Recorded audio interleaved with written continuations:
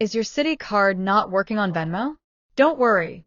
Today, we'll show you how to fix this issue easily. First, check if your Venmo account details are correct. If there are any incorrect settings, update them.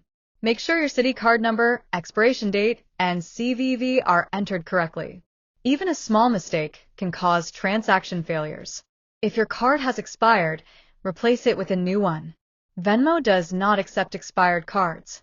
Ensure that your name, address, and other details on Venmo match the records in your Citibank account. Any mismatch can lead to transaction failures. Check your internet connection.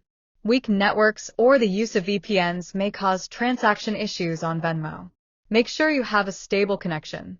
By following these steps, your Citi card should work smoothly on Venmo. Now, make payments easily and enjoy hassle-free transactions. If you found these tips helpful, don't forget to like, share, and subscribe.